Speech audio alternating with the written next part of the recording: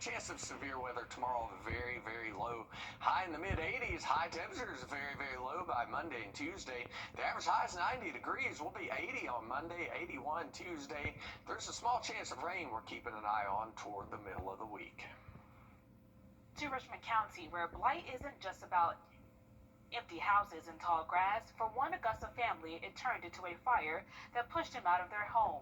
This morning, we look at how the law is supposed to help, but when no one acts, it puts families in danger.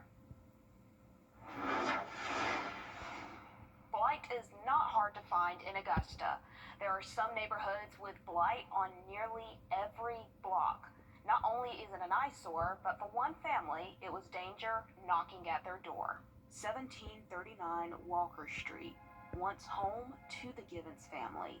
Every room held a piece of their life until a fire took it all. My mom was in the living room watching TV. My dad was on the porch just getting some fresh air. Minutes later, smoke consumed the home they built inside these walls. But I was just in the room, watching TV. And came in, it's smoke, we smoking. Okay, tell me exactly what happened. I don't know. My dad he came in and said the house on fire, the house next door.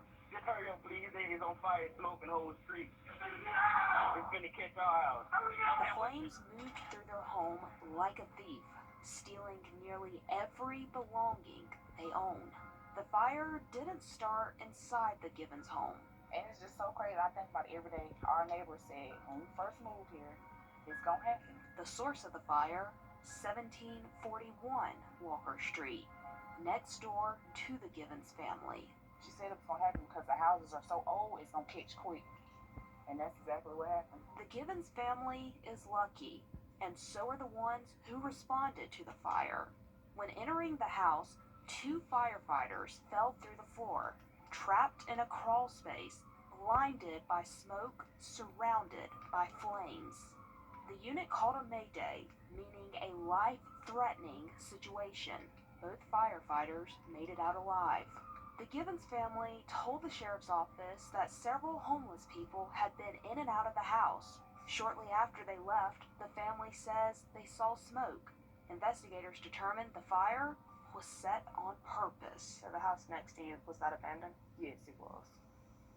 Maybe since we've been here 2 years, so maybe about 3 years, maybe. Code enforcement documents show 1741 Walker Street was on borrowed time. This report from November 2023 shows 4 violations, calling the building vacant, dangerous, and unsafe. Code enforcement condemned the property on November 7th. June 2024, the property receives a blight designation notice, which gives the owner the chance to fix violations or face punishment under the city's blight ordinance. My parents worked hard for what we had in our home, and now that it has been destroyed, it's devastating. The fire on Walker Street is one example of a problem that's plagued Augusta for years. City leaders passed the blight ordinance in 2021, meant to protect neighborhoods and families. The ordinance pushes property owners to clean up their property or get an additional tax. We found hundreds of properties have been labeled blight, and many have been demolished. But demolitions are costly, costing Augusta more than $1.8 million from 2021 to 2024. No demolitions for 2025 because there isn't money in the budget for it. Heading into 2026, things might not be looking much better. The challenges, according to emails between code enforcement and city leaders, a backlog in demolitions, an aging city population, most on limited fixed incomes who cannot afford to take care of properties, higher workloads trying to find out-of-town property owners, and limited resources to take them to court if they do.